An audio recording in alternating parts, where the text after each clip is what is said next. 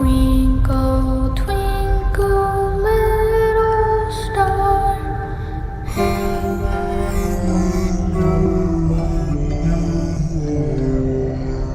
He's alive!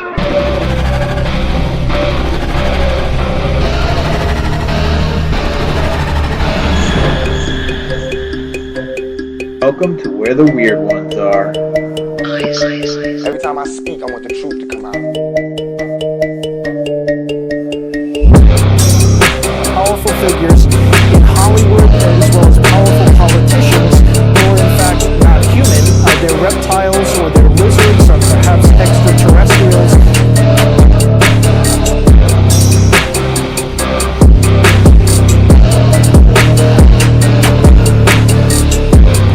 I don't think it is a human. I think it's a Sasquatch.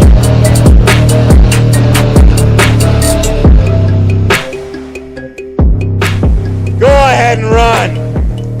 Run home and cry to mama.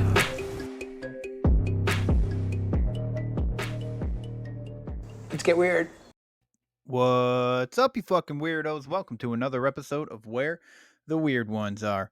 My name is Kevin, but you probably already knew that, and if you didn't, now you do. Today's episode is with Geraldine Orozco. I do believe I'm saying that correctly, but if I'm not, Geraldine, I am so sorry. She is a quantum energy healer, a shamanic energy healer, a pranic energy healer. She's a speaker on mindfulness. She is a writer on stress reduction therapy. And she's also a meditation instructor, and she's an educator in life force cultivation. She's been abducted a few times. She's throughout her life stolen seeds. She's been shown her children. She's taken to the planet Pleiades.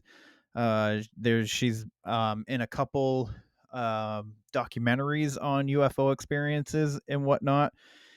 And so one of them is Unidentified with Demi Lovato. She's a part of that.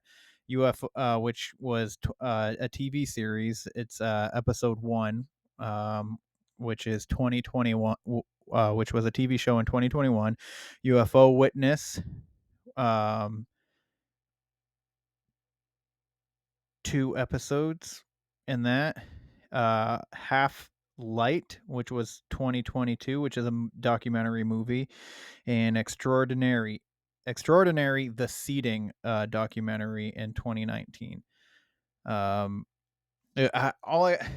What I gotta say about her is she's a bright light. First of all, she's warm, she's inviting, she was a lovely person to talk to, so gracious for giving her time. She just really wants to help people who've had experiences, like I said, she teaches mindfulness, like she speaks on it. She's a public speaker. She owns her own business and so many different aspects of energy healing and healing in general. And I absolutely adore her so much for just being her true authentic self on here with me and sharing, things about her life that are a little bit hard to talk about. I'm gonna have her on again, hopefully here soon in the near future, and we'll talk a little bit more about the things that she does and what she does for people and all that stuff. But yeah, go follow her. Go check out her YouTube. Links will be in the show description. But with that, I hope you enjoy today's discussion. I hope you show Geraldine some love on her social medias and check out her website. Maybe she can help you out with something that, you're not willing to necessarily share with the world. But yeah, she's an amazing person. So I hope you enjoy the episode. Please like, follow, share, subscribe. That is one of the best ways to help the show grow. Leave a rating and review. It only takes a couple seconds and it would help me out tremendously. And I would be so grateful for you doing so. Hamlet, North Carolina, Encounter Quest is coming up quick, just a couple weeks away. So if you're in the Hamlet, North Carolina area, please come on down. Encounter Quest. It is April 13th. You can just head on over to encounterquest.com, check it out, and you'll see what you can get. Yeah, they're doing a meet and greet with the speakers on Friday, the 12th, the night before, so you can check that out. But come get some hot sauce, come get some t-shirts. Let's get weird, 40 Fest is in June right here in Sanford, Maine. So if you're in the area, that's June 8th. Come on down. Go to Facebook 40 Fest to get your tickets. And yeah, and then I'm speaking at Cryptid Fest in Massachusetts. And you know what? I got to read a little bit more about it I really got to fucking learn how to say the town name of where it's at. So, but Jess, who is hosting the event, she's going to be on, and we're going to talk about it even more. So, but I think that's all I really got to say. If you're interested in the Patreon, please head on over there. It's patreon.com/weirdos only. And, you get a free coffee mug, early access to the shows, Conspiracy Tuesdays, and story time. And it would help me out with getting places and whatnot. So it would help me network, and I'd be forever in your debt. But if you don't want to do the Patreon, that's totally fine. No big deal. The merch is where the weird ones are podcast.com. That's where you can get to the shop. That's where the blog is. And there's a gallery of people wearing the merch. So yeah. Anyways, I'm so thankful for you guys being here. I hope you enjoy Geraldine's story, and I hope you check her out on all her platforms. And, let's get into it. They're coming to get you, Barbara.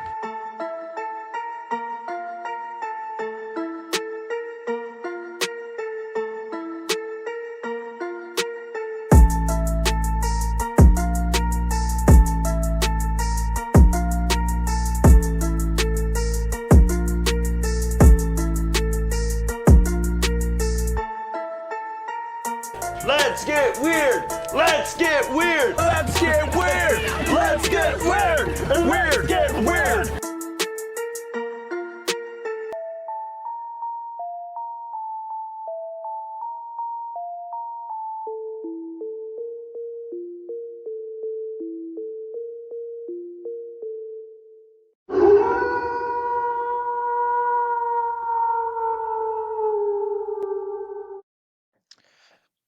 What's up, party people? Welcome to another episode. So happy because I am able to talk to Miss Geraldine. I'm not even going to attempt to say her last name because I feel like I might butcher it. So, Geraldine, if you don't mind letting the good people know a little bit about yourself and what it is that you do, and possibly even school us on how to say your last name. Yeah, well, first of all, Kevin, thank you so much for having me here. It's an honor to be here.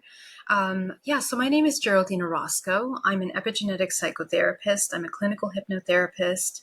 I'm also a lifelong contactee, and that's actually what brought me into the realm of hypnotherapy and the study of hypnotherapy, and the study of interdimensionality and essentially holographic DNA, which is essentially where my core research is on. Nice. So you said lifelong contactee, so this has been occurring since childhood? Yes, that's right. Mm-hmm. And has this been going? Is this continuing to present day? Yes. Mm-hmm. Yes. Well, you see, my experiences as a child were kind of confused, and I think what happens to a lot of people. So I have an international support group now where I support contactees and people that are having these kinds of experiences and phenomena. But essentially, most of these experiences kind of start off where we don't have the language as a human race to really understand what we're experiencing. So sometimes we will have strange dreams, sometimes we will have lights in the room, lights in the night. Sometimes people experience missing time. So there's very specific elements to contact experience, and this is where what I study essentially. But as a child, I had these incredible encounters, you could say, as a child, where a white light would enter my room, for example, and then I would have missing time, and nobody knew where I was for about 4 or 5 hours. Next thing I know, I wake up, but I'm standing up in my crib, just looking around in a dark room, everyone asleep. And so, during that time, having these dreamlike experiences of missing time after seeing that white light. Then at the age of 22, when I was, or actually no, 16, when I was in South America, I lived in South America for a couple years. I went to an all-girls Catholic school. And at night, I would teach English at the school, and I would be walking home late at night. And next thing you know, as I'm walking down the cobblestone, everything turns black, and then I'm losing time again. And all I remember is waking up consciousness again in my bed at like 3 a.m, having had this strange experience of being around these beings. Okay. So, these kinds of experiences kind of happened a couple times. And then when I was 22, I became ill all of a sudden within a course of 2-3 weeks, and the doctors could not identify what kind of illness I had. They just knew that due to my vitals, I was due to die in about a month or so. And they described it as an amoeba that they could not identify. And they tried every single medication, antibiotic, to try to help me, and I wasn't receiving any of them. And then one night I have this incredible dream where a white light emerges, touches me on the forehead, and then the next day I wake up and everything is gone, healed. There's no more amoeba, there's no more infection, no more fever, no more problem. I go to the doctor can't explain it, but everyone is very happy that, I'm not going to die, essentially. So these kinds of experiences where, life is merging with these dream state experiences that can't really be explained. And of course, at the time, for me, I was never really a fanatic of alien topics or sci-fi films. So that's not really the place I first went to try to put these things together, and it wasn't until 2013, really, where I had taken time off my event planning company. I had an event planning company, and I also taught corporate meditation to meditate. And during these 4 months of meditation, I went deep into my subconscious mind, began to deprogram my own traumas and all of the things that were there. And I believe that kind of opened up maybe to another level of frequency, which opened me up to a conscious contact experience, meaning that I had the white light in my room, but this time I was wide awake. And, I go to my window, I look outside the window, my body paralyzes, and I'm being taken out of my room, out of my home, on top of my garage, where this giant white light with this lenticular craft is shining, and these 6 beings emerge from there. And I actually see the beings in their bodies, in their flesh in front of me. So that was obviously extremely traumatizing and shocking to me because, it completely broke my paradigm of what was possible, and that was really the first time that I started to connect these kinds of strange experiences with the idea that we're talking about interdimensional beings. Yeah, that's that would shift my paradigm as well. Actually, I will say that I did do for myself. I did regression therapy, and I remember something that happened to me as a child, and I feel extremely crazy that to have this memory that I don't remember. Like I remember everything. Like there's a whole bunch of. It's a big story. I'll tell you at in a minute, but Yeah. um. I know the listeners have heard me talk about this story a few times now, but um like I remember everything that happened around this small incident that only took probably about 5 minutes, but I couldn't remember this, and there's like childhood trauma there. So I was trying to remember something, trying to heal. I started this like spiritual journey in around 2020 and stuff like that, Wow. and just trying to heal from things. So I was just trying to Yeah. remember what I to remember something, Yeah. and this came out of it. And that's another reason why I wanted to talk to you about hypnotherapy as well, to get into this. But so essentially the story is, I used to wear glasses when I was a kid. I was about 10 years old, and me and my sister were outside playing, and we used to pretend we were hunting monsters out in the woods. And I just all of a sudden, like, there was this blue film, or like there's a tint of blue in my eyes, and like the whole, like everything just kind of looked like a shade of blue. And then all of a sudden I was standing in front of this little village. There were probably about 10 feet or maybe 15 feet in front of me, in the woods, of just like a little village of mushroom people, and they were just like little mushrooms moving around, and they were stoking a fire in the middle of their village. And like, I showed up, the minute I like showed up, they just kind of like stopped and turned. Now, they looked like mushrooms. They didn't look like people that had like mushroom attributes or anything like that. They looked Uh-huh. like legit, just little 3-inch mushrooms just moving around the ground. And there was like little huts and stuff going up the sides of the trees. And I get this tap on the back of my head, and my glasses just kind of, like, it wasn't like a violent tap, it was just like a good nudge, and my glasses fall off my face, and I feel something on my shoulder, and I just turn my head, and there was a mushroom on my shoulder. And like, it spoke to me telepathically, and he goes, "You don't need those." And I was like, "My glasses?" And he goes, "Yes." And I went to look back down at my glasses, and then and like a flip of the switch, he was gone, and my sister was standing there, and my sister's like, "What the heck? What happened?" I was like, "Oh, I lost my glasses." And like, I just needed to find my glasses so I could put them on, and then I was going to tell her about what just happened. And she comes over to try and help me find my glasses, and she ended up stepping on them. So then, from like this experience, I went into panic mode because I needed my glasses. So I ran home to my mother, and my mother says, "Oh, you got a appointment in like a week or two. I'm not going to get you a new pair, just in case your prescription changes." Well, we went to the appointment. I got my eyes dilated and tested and everything, and then the doctor was just kind of like sitting there. He was going over the notes, and he just kind of turns around and he goes, "Hey, you don't need glasses. Your vision's 20/20." And I was just like, "What?" Wow. Yeah. And my mom's like, "Oh, cool." And then, like, she didn't like wasn't like, "Why?" or anything like that. He was just like, "Oh, maybe wear your glasses, maybe get glasses for watching TV and reading, but other than that," he's like, you don't really need them." And then I never wore them ever since. And the weird thing is that I was just talking to a friend about too, is going through all my childhood photos, I don't have any pictures of me in glasses, which is also Wow. weird. So I Oh was just my like, gosh.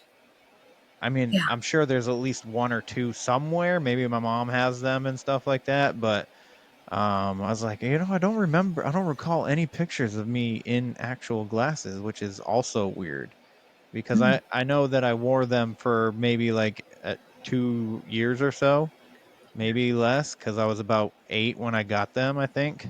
So, and Wow, then that is interesting. We're just gonna go for. Oh, we don't. Don't know if I'm gonna need. Do I need a thumbnail for this one? I don't know. Are we ready? If you love all things dark history and paranormal, you're in the right place.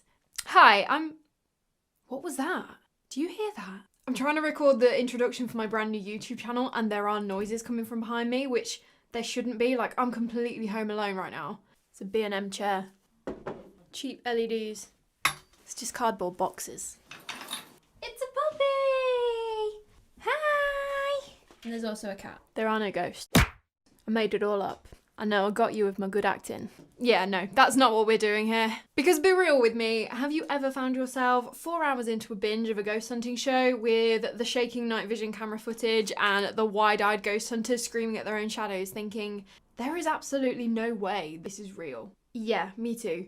And if I'm being totally honest with you, I am more interested in the history of a haunted house and the origins of an urban legend and the actual lived experiences of people that have encountered paranormal activity firsthand, rather than watching a group of people filming themselves in a dark room. Now, don't get me wrong, there are some amazing ghost investigators, especially on YouTube. Like, some of the investigations that I've seen are amazing, and I do absolutely live for a Class A EVP or like a terrifying image of a shadow figure. But most of the time, the context and the history make the haunting so much more compelling for me. And if that sounds like a bit of you, then I think we've just become best friends. So you're going to want to hit that subscribe button, because every week we are going to be sitting down and swapping ghost stories like a good old sleepover, chatting about all things morbid, mysterious, and macabre. Have you got a paranormal experience that you'd like to share, or do you know of a haunted location that you'd like me to cover? Please leave me a comment or throw me a DM over on Instagram. You can find me at Don't Scare Claire. I absolutely love hearing all about your encounters with what lies beyond our realm. I cannot wait to get into all the spooky things with you, and maybe we might learn a thing or two about some history too. I know, I promise I won't be like your boring history teacher. But until next time, sleep safe. You showing everyone your butthole? Yeah. That's not stable. I would not lean on that. Okay, we're done. Yeah. So it's just like Yeah, with you, well, like whatever yeah, happened, it healed you, and whatever happened to yes. me, it healed me. So, but I do want to ask, when you had the physical experience and you were able to see them, do you recall what they look like? Yes, yes. And of course, at this point, I've seen many different kinds of beings. But these beings for this particular event in 2013 specifically, and of course, this experience actually became part of a documentary called Extraordinary: The Seeding. You guys can check out, it's an interesting documentary about the hybridization program. But these beings are tall grays, about 7 feet tall, and they kind of look like humanoid slash the kind of body structure of an ant, I guess you can say, but more humanoid looking. Yeah. And the texture of the skin between a rhinoceros in regards to the texture, but very, very small, not so big and textured. Just that same kind of patterning of that rhinoceros, but on a very, very small scale on their body. And it was a very dark gray that almost turned into like a yellowish gray around the belly, softer around the belly, and a little bit of a plumpness to their plexus area. And they had long, kind of like long thighs, and then knees that were basically bony, going down to their feet. They had 4 fingers on each hand and feet. And, they had this gigantic egg-like shape that would be more pointy towards the chin, and giant eyes, giant black eyes. So, barely a nose, barely little holes for a nose, very small, and then a very like a slit type opening for the mouth. So not a lot of anything else other than those eyes really show in this body. There is texturing along the cranium here, like a little ridge around the top, but it's just 7 foot tall beings. They're just massive, and but even though at first I was terrified, the being was gentle. Like, it rose its arm gently, and said telepathically the word calm. And immediately all of the terror that I was feeling, I mean, I wanted to run away and I couldn't move at all, just eliminated from the body. And then I kind of realized 2 things. I realized, oh my God, these beings are extremely powerful and intelligent. Number 2, I don't think they're going to hurt me. That's the sense that I got, that they were very gentle, calm. So I didn't feel in danger. But I was led on board the craft, and the 6 other ones walk inside. And as I'm walking into the craft is absolutely conscious. It feels me. It's almost as if it's alive. It's like a plasma, like a living plasma that looks like a metal. But yeah, I'll stop right there. So you're saying like the ship was like organic, essentially, Yes. like Yes. organic material, Absolutely. and it was like vibrating like an organ would, like within. Okay, Yeah. that's super interesting. Yeah, it kind of would move a little bit in and out of shape, but it would keep a lenticular outline to its shape. And I remember that the color was kind of like a metallic, but the light emitting from it was kind of like a pinkish, like a very, very light pinkish, maybe purple color, but very light. So you would just see, this emanating energy. And I just remember when I walked on board the craft, I mean, first of all, there's no bolts or nails. It's just one gigantic, beautiful technology and architecture. And it's just, when you walk in, there's two hallways that curve to the sides. And it's almost as if the craft feels you and you can feel the craft. The consciousness connects when you enter into the craft. And as I'm walking down the hallway to the right, the one being that's with me creates kind of like a hologram around inside of the craft, kind of, I believe, to hide, to not show me where I'm supposed to be going or who else is there, I believe.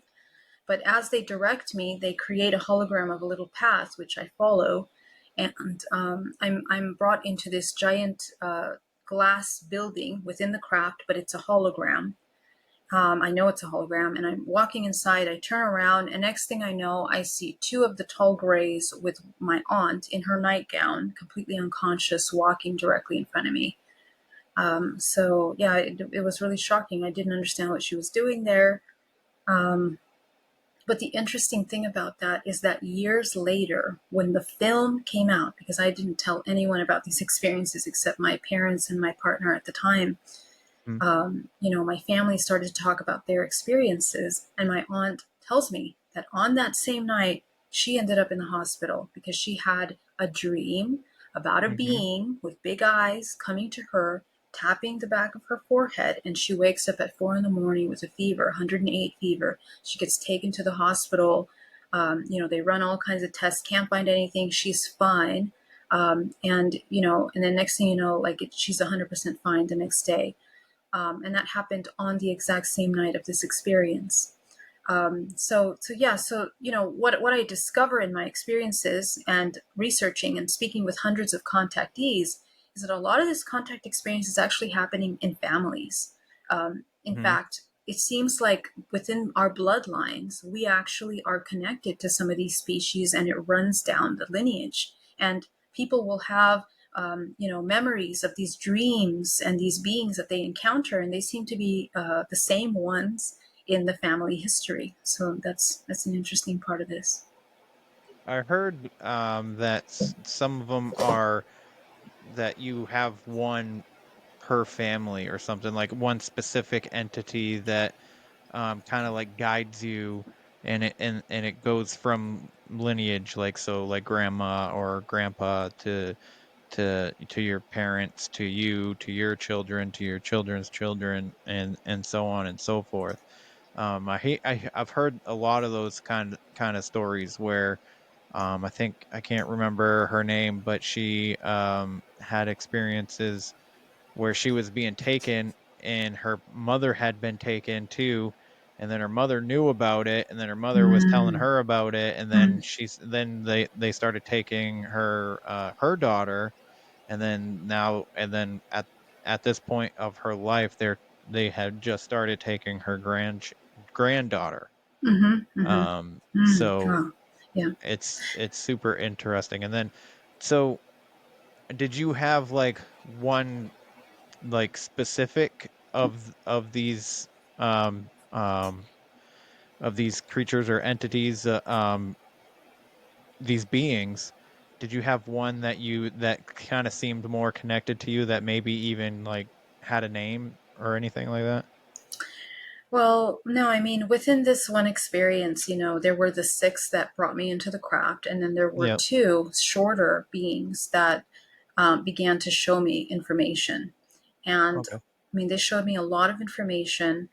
Um, but in this particular experience, it was mostly about Grays and Pleiadians. In fact, they took me to Pleiades, they took me to the planet Maya. and they showed me myself as incarnating as a Pleiadian being in some kind of alternate timeline. And they also, yeah, it was really just amazing. And the interesting thing is that the description of the Pleiades and the planet Maya, when I came back and started to share this experience with other people that have been to the planet Pleiades or some of the planets in the Pleiades constellation also describe the planet very similarly. Even Demi Lovato, she's a singer. I believe she's quite famous, but she's a contactee as well. And we did a show with her a couple years ago, and she was taken to the Pleiades in her experience. And she also describes the Pleiades in the same way. And I was shocked because, it seems like people have the memories of this. So, either we're all going through some psychosis or literally, we are tuning in to these planetary systems and this information. Yeah. Wow. So, that's yeah. super interesting. Yes, and in addition to the Pleiades and these grays, tall and short, I also was introduced to hybrid children that were said to be my children. And that was very shocking because I recognized myself in the children. The children were half humanoid, half gray, but also one of them being half reptilian, half humanoid. So that was really shocking. But what I realized is that, I had several life experiences that connected to those experiences that they were showing me.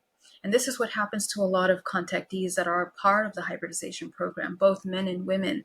They begin to have these memories of bringing a child or a dream of a child. And I also recalled that I had those dreams as a child as well. So this was part of those memories as a child. That's super interesting. So I know like that there's stories of these hybrids that did you ever have the experience of being pregnant, going through all the motions of being pregnant, and then all of a sudden like you're not pregnant out of nowhere, which is as are stories that I've heard a few times where uh that they impregnate you, or and then they take the fetus and then they incubate it and raise it the rest of the way. So then you have that's where you get the hybrids, and then you meet your hybrids at a different stage of your life. Now, did you ever have that experience? Do you know of? Yes, that's right. And so, first, I wanna state that we're going to talk about the hybridization program, but the hybridization program is a very complicated topic, okay? Okay. Because it's not so simple that we just say that we have an experience of becoming pregnant, which I did, very real, and so did many of my contactees that I work with. But one of the foundational things that we have to understand is that we are multidimensional beings. We are multidimensional humans.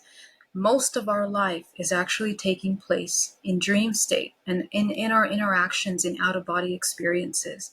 In fact, even on our waking state, we're constantly moving in and out of dimensions.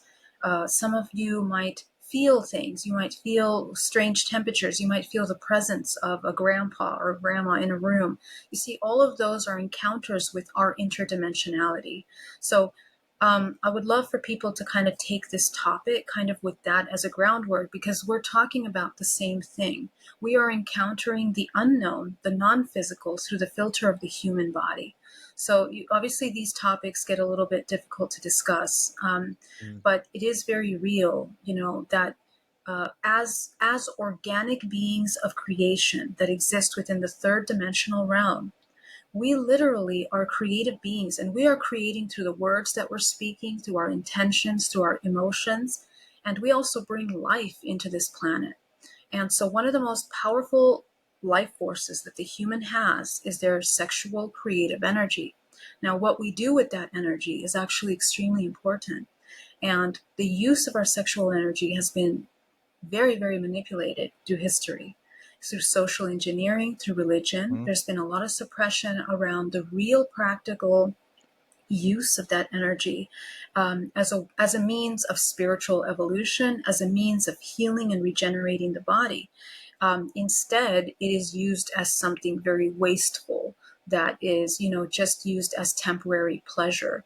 And a lot of that causes so much confusion about what love is, about what healing it is, and where sex even plays a role in your spiritual evolution.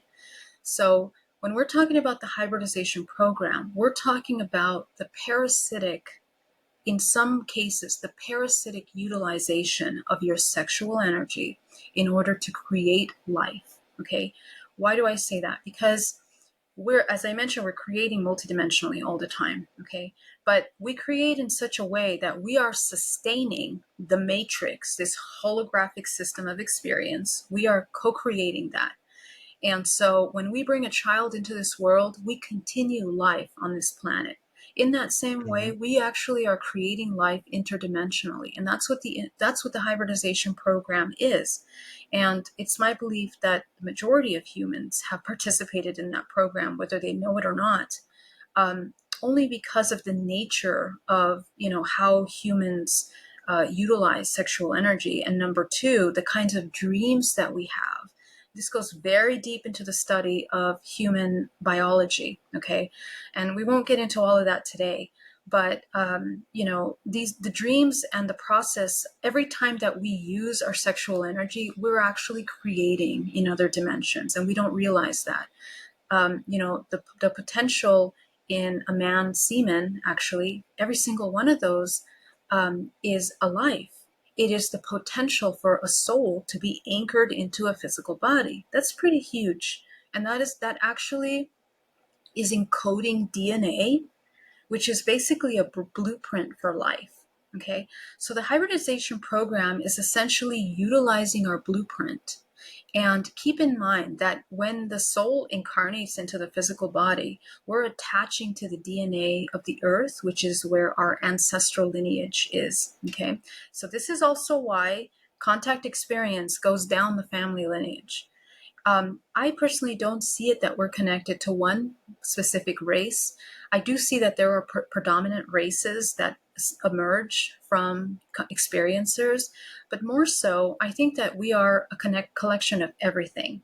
And in fact, these species that we're interacting with, that most of humanity claims they interact with, is kind of a way of self-organizing levels of consciousness that we're accessing. Okay, so instead of thinking of species, think about vibrational frequency levels. Okay, so from the highest beings, let's say Arcturians, all these light angelic beings, to the lowest, most primal beings, let's say draconian or reptilian beings. Okay, so we're kind of, most contactees, they tend to have experiences with many of these different kinds of species.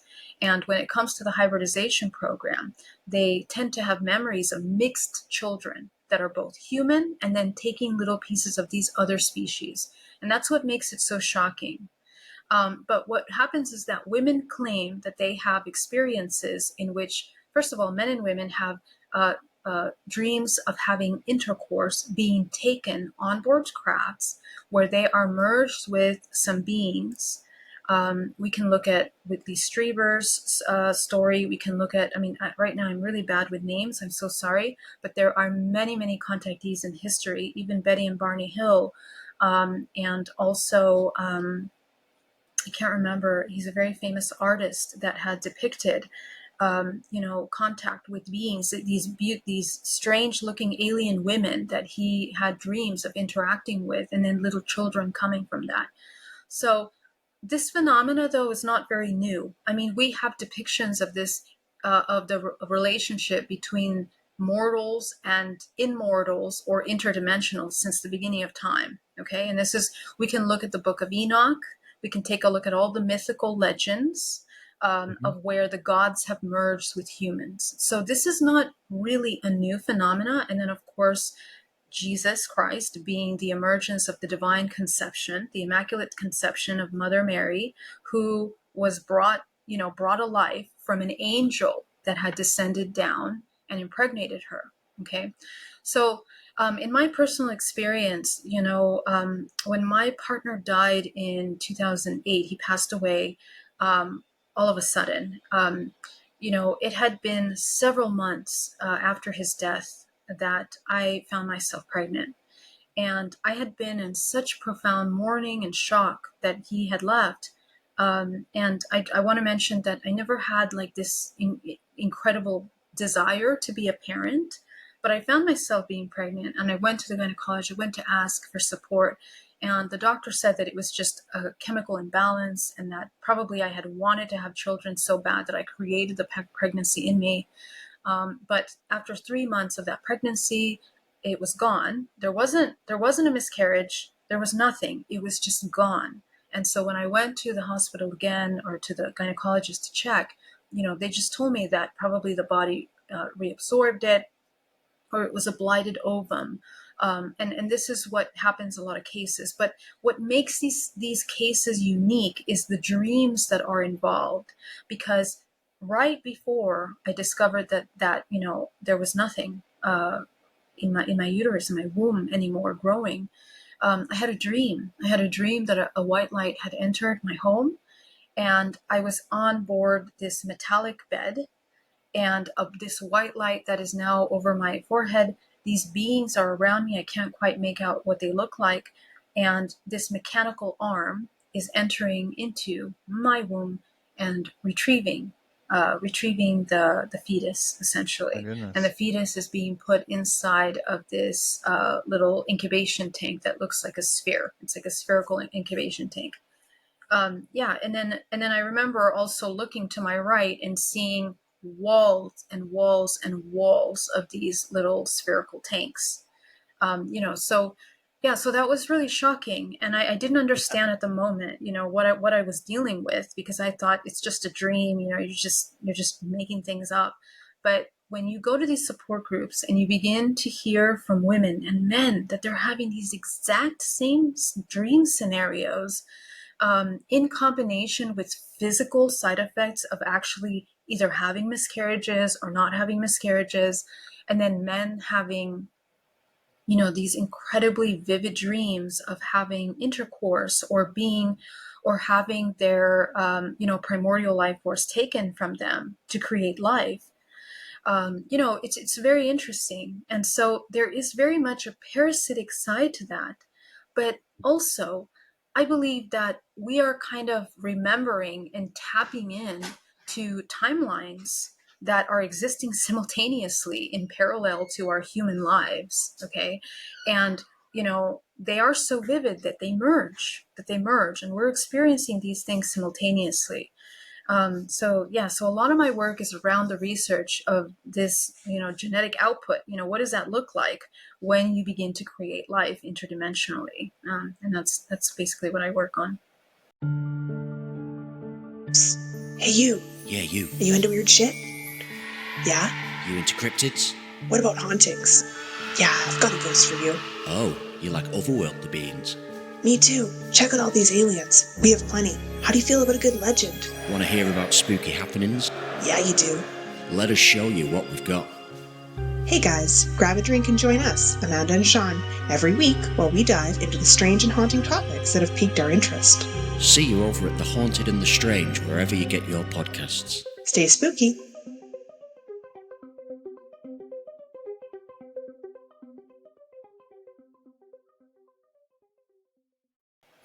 Wow. That is, first of all, that is kind of a terrifying experience to, like, not, like, even if it was just like in a dream state or anything like that, like, waking up, I would have been extremely terrified, and I might have been sweating. You know what I mean?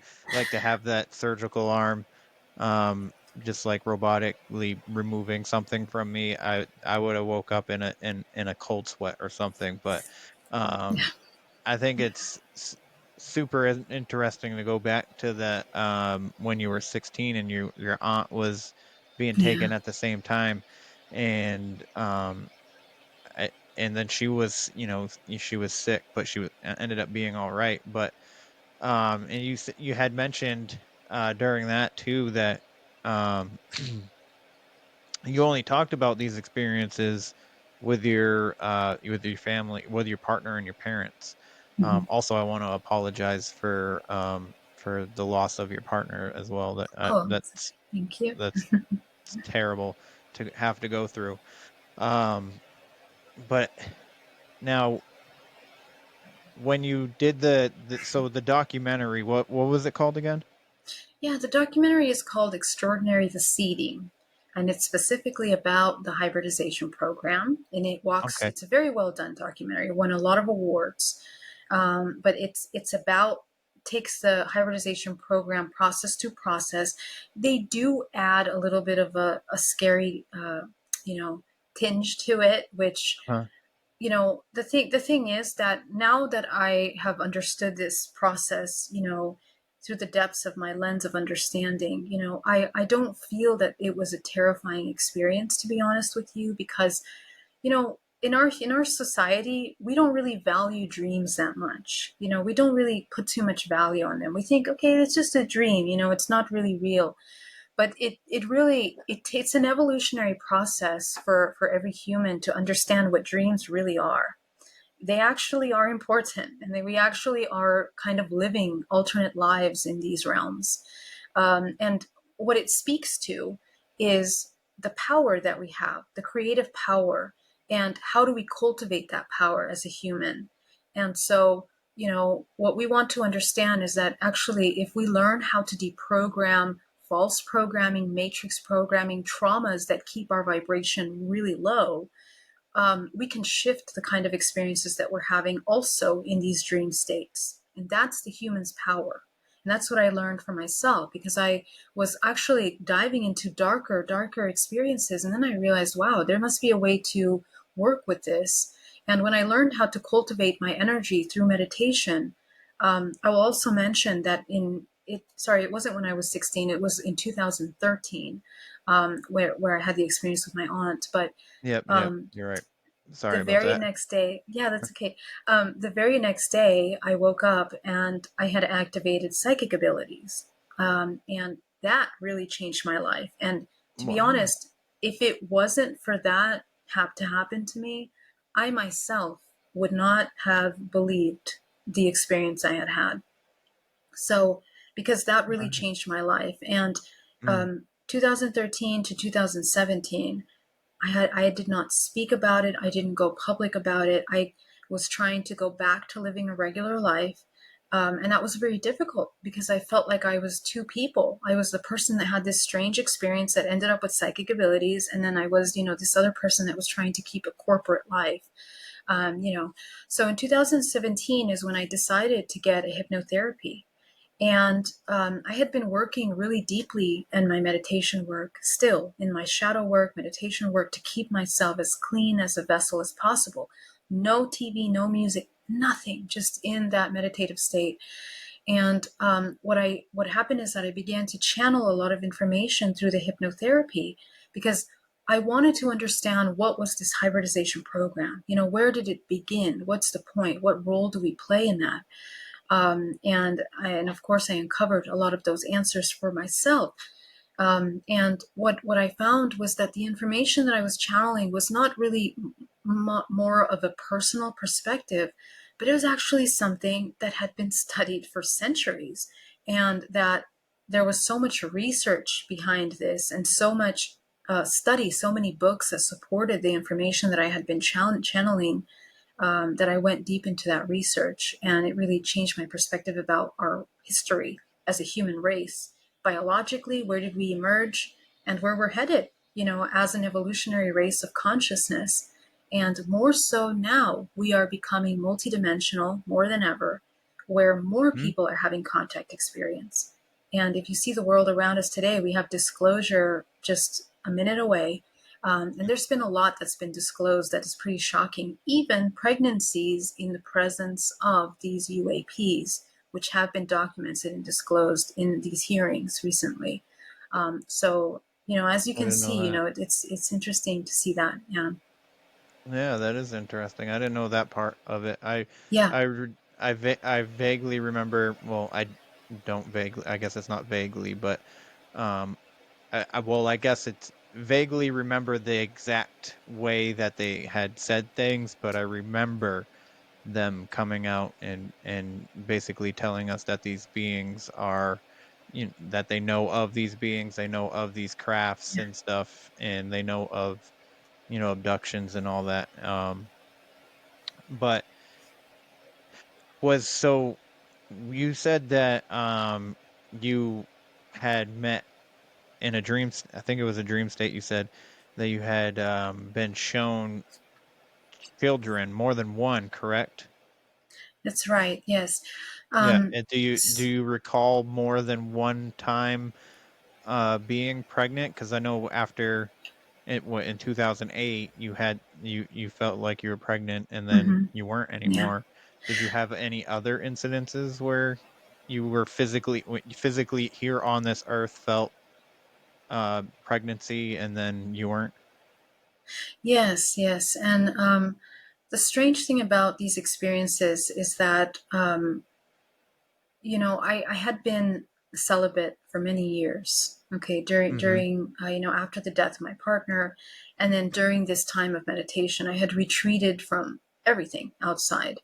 And Understandable. so, yeah, and well, I just found that it really helped my spiritual work to kind of Mm-hmm. redirect my attention. And so, yeah, so it was within these strange moments that I found myself pregnant a couple times. And so every time it was combined with these kinds of dreams, with these kinds of dreams, with these experiences. So that's what made them unique. But they won't last more than 3 months of pregnancy, even though I'm showing signs, I'm feeling the hormonal changes, all of the biological, physical effects of pregnancy. Even after the child is removed, the fetus is being removed, even going into certain depression states because of the lack of hormones in the body, Mm-hmm. all of that, experience going through that whole range several times, so yeah, so it was interesting to experience that. But the number of children, the 8 children, I don't remember being pregnant 8 times. I just remember having those experiences maybe a few times.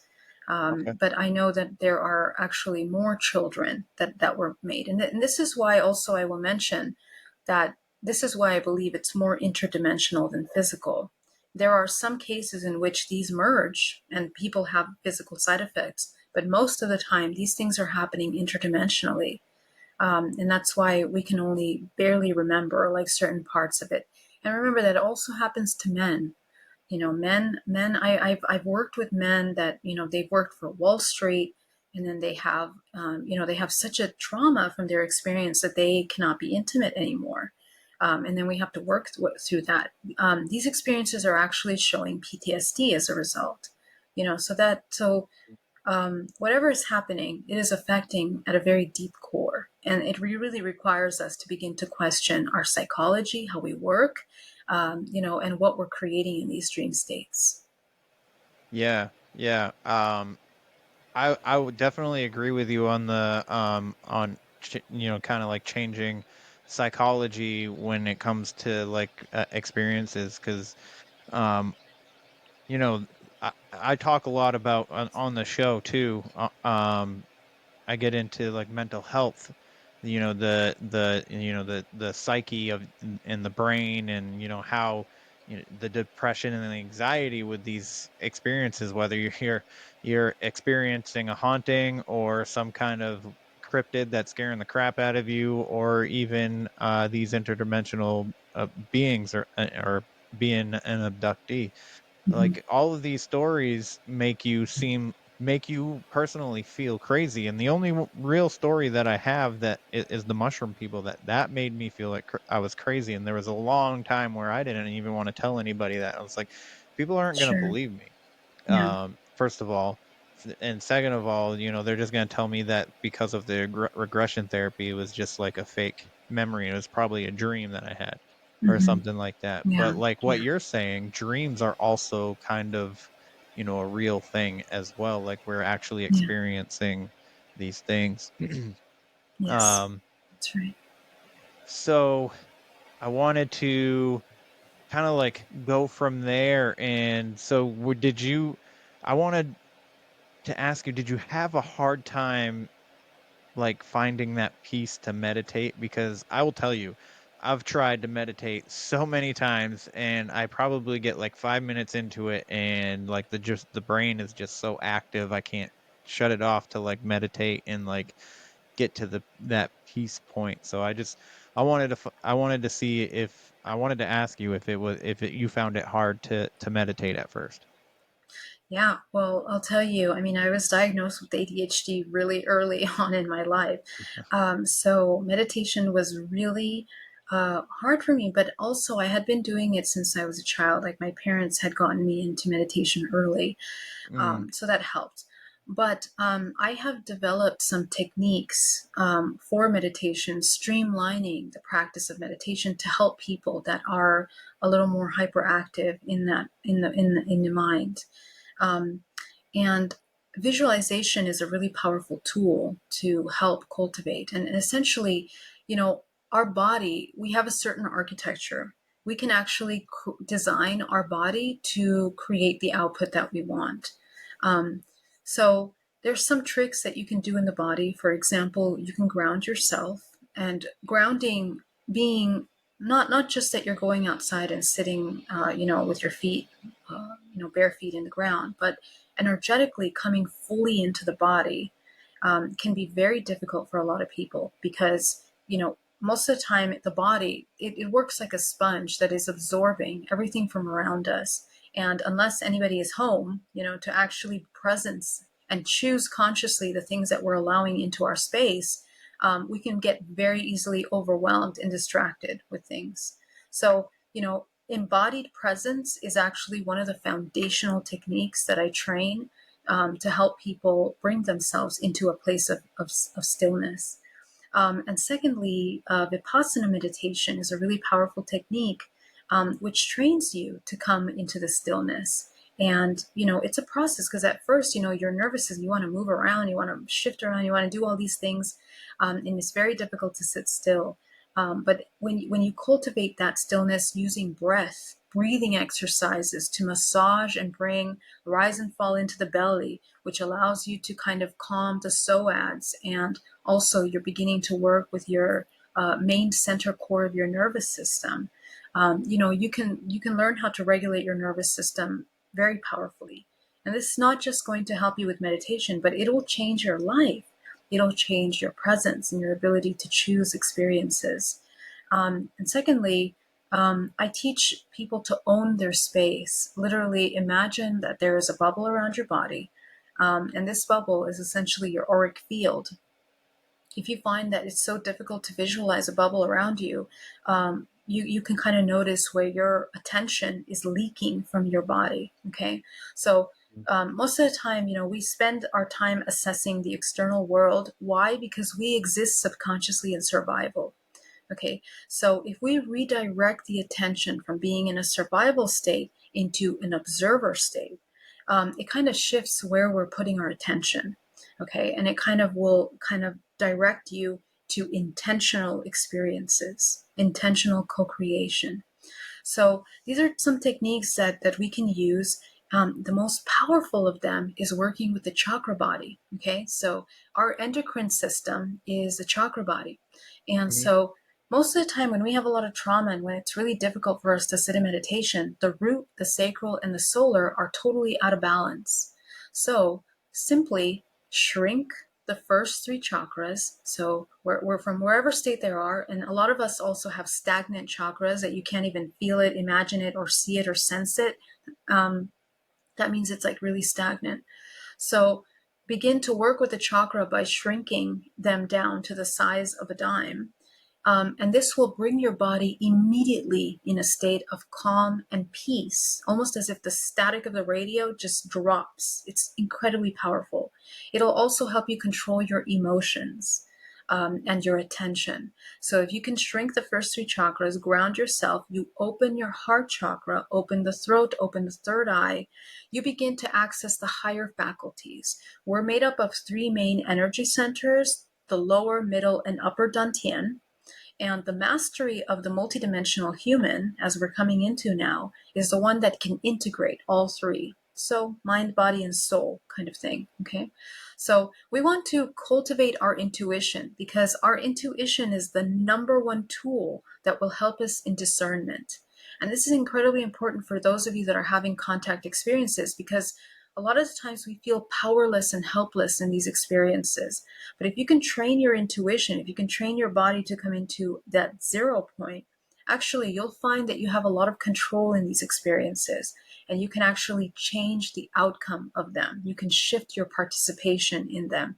Even when you're being taken to interact in a hybridization program or by a reptilian or draconian, whatever it is that you're experiencing, you can redirect that. Okay. And yeah, so this is a kind of 101, energy 101. And if you can do these practices, you're already going to be meditating. Okay. If you can just try to bring yourself into those practices, these are amazing tools to help you. Yeah. Hello, twisted humans. Do you find yourself wanting to know more about the latest murder, conspiracy, cult, or haunting? Then this is the podcast for you. In 1952, there was a record high of UFOs reported.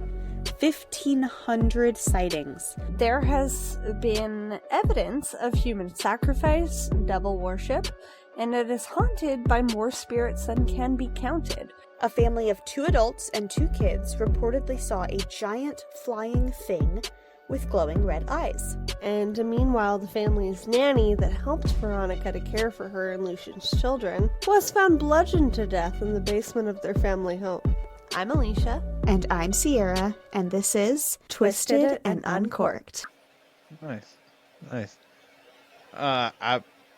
I'm definitely gonna get into that, because my sister and I talk about meditating all the time, and just like neither one of us can really last very long, but we also have the same traumas.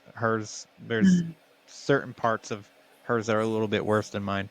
I see. But yeah. we're only a year and a half apart. I'm only a year and a half older than her, so we experienced a lot of experiences together. And we also have a lot of these like weird paranormal-esque encounters together as well. Wow. Amazing. So especially being young and not really understanding, it was nice to have somebody that we both of us could talk to about these things. So absolutely, that's amazing.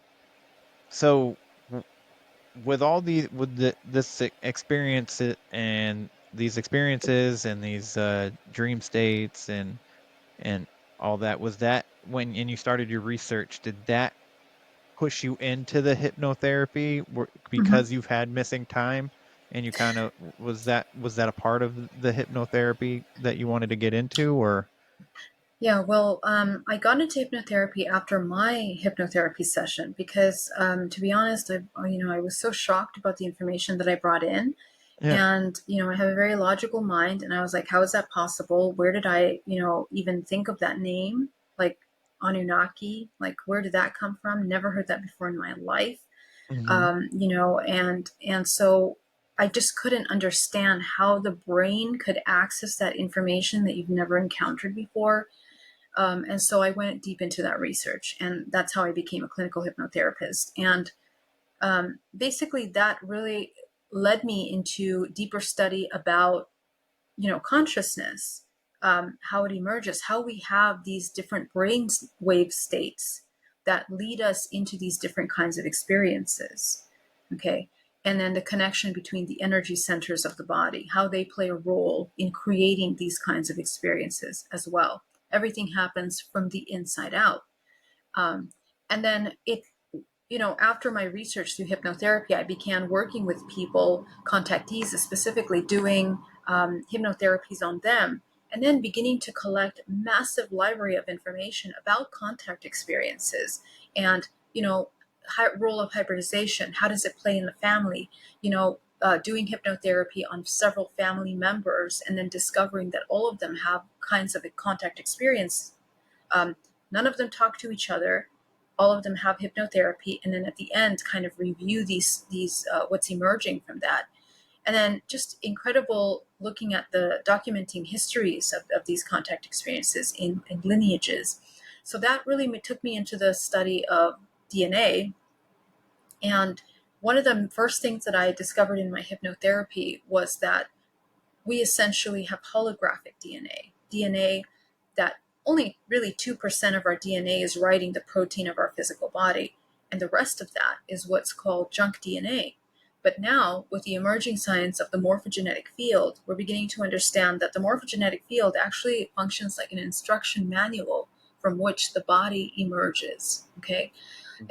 So now we're understanding there are interconnected systems of information that we are actually working through. And the morphogenetic field is essentially your multidimensional body. And it's the database of your multidimensional body. It's where you store trauma, where you store past lives, future lives, interdimensional aspects of yourself, ET contact, all of these kinds of phenomena are all held and recorded and documented in your DNA and passed down through the generations, just like ancestral trauma. Okay, so it's another element for us to understand that there is an importance to addressing these experiences. It's not something to just blow off, because each soul human has work to do. And in our hypnotherapies, this is what we're discovering. We're discovering life purposes. People are understanding what they're here to do beyond just the 9-to-5 work. In fact, a lot of people begin to wake up consciousness in such a way where, by looking at their ancestral history, whether it's contact or just in their family lineage, they begin to understand the role that they're here to play. So, hypnotherapy is a very powerful modality that can help people heal their bodies, heal severe traumas, addictions, anywhere where we are disconnected from the physical body, bring it and ground it into the body, and cultivate a mastery over what you're co-creating. We also address, sleep disorders, eating disorders, smoking addictions, things like this, because we're working with the subconscious mind. And if you think about it, most of us, actually, we spend most of our lives in hypnosis. We're not even conscious of what we're doing. We're kind of checked out in dream state. We're kind of daydreaming, as they call it. So we want to learn how this body functions so that we can operate at its optimum. And what I've discovered is that when we're home, when we're fully in the present moment, that's actually when we have any choice, any kind of free will of any kind, whether it's waking state or dream state. But as it's been studied by many ancient cultures, the training of your lucidity in dream state is actually one of the most important things to do. And actually, it's actually the training for death. This is what the ancient Egyptians, the Druids, the ancient Mayans, the Incas, the Hindu, and the Taoists practice as well, is dream yoga, dream walking in lucid dreams, so that at the time of death, you also become conscious of where you're going and who you're interacting with. So, this it takes life into another art. It's the art of existing, an art of living. And hypnotherapy is a really powerful tool to open up those libraries of information. Yeah, I would definitely agree with that.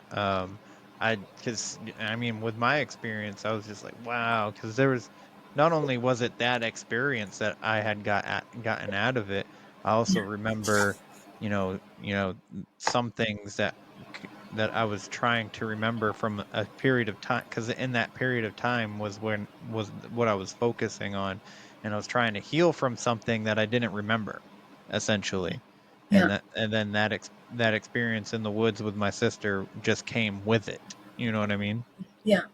So Wow. I was able to just move on from the experience that I had, and then I also got that experience, and I was like, wow, that's weird.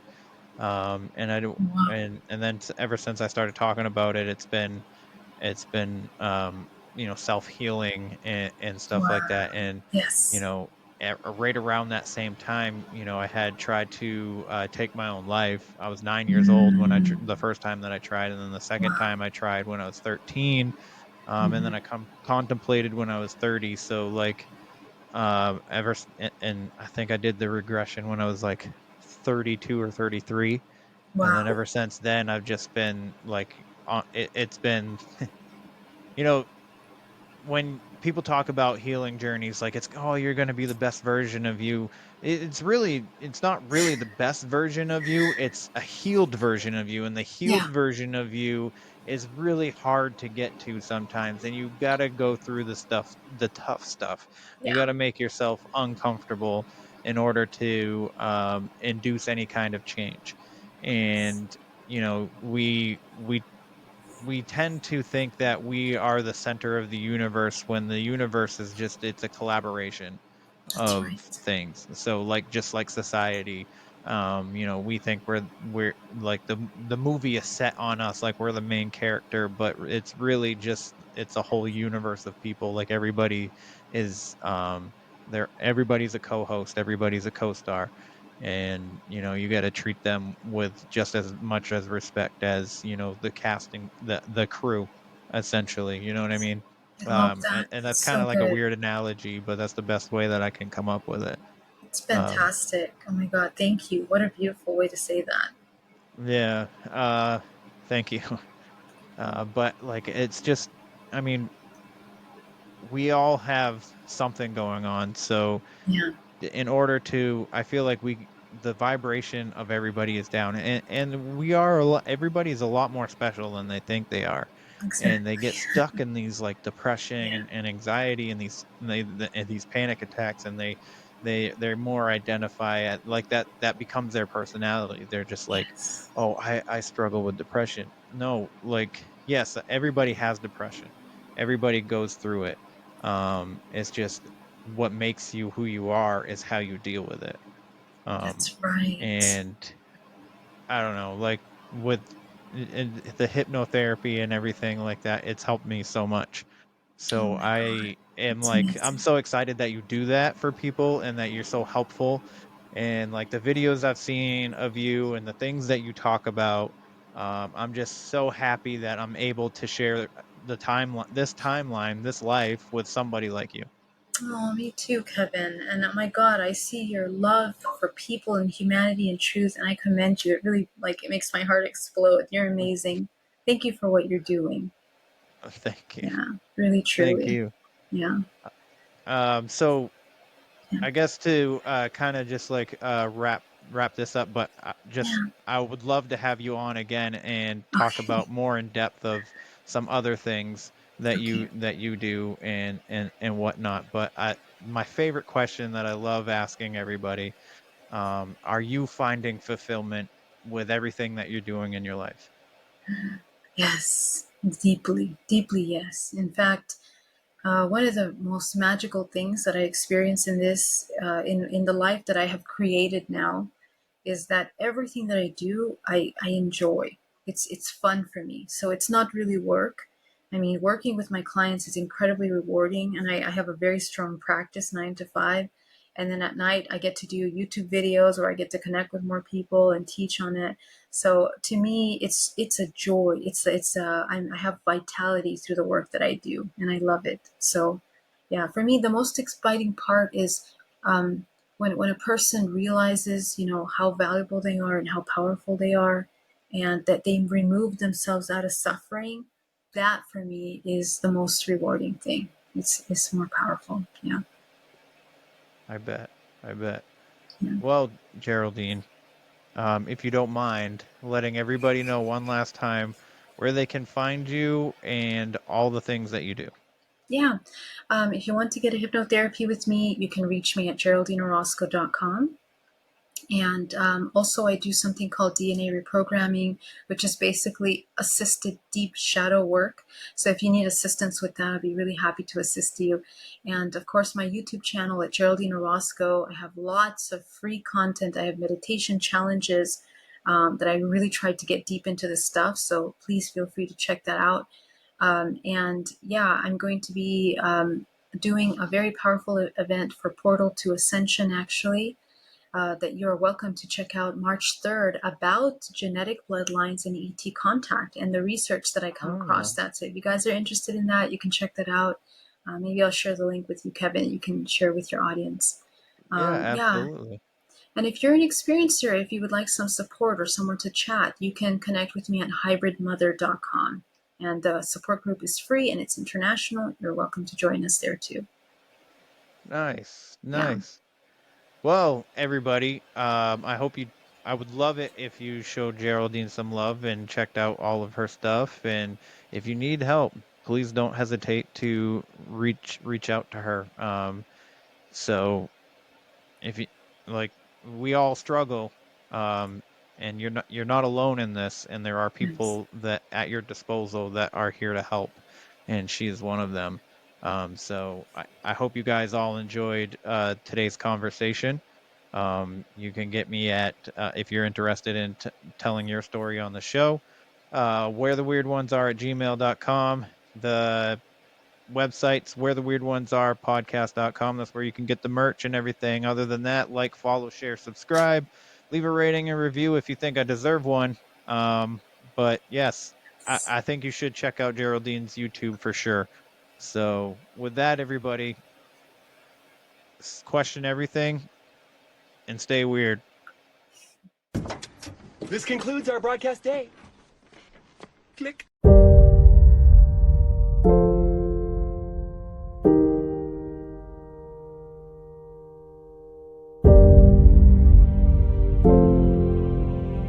Because in the end, none of us have very long on this earth. Life is fleeting. And if you're ever distressed, cast your eyes to the summer sky. When the stars are strung across the velvety night, and when a shooting star streaks through the blackness, turning night into day, make a wish.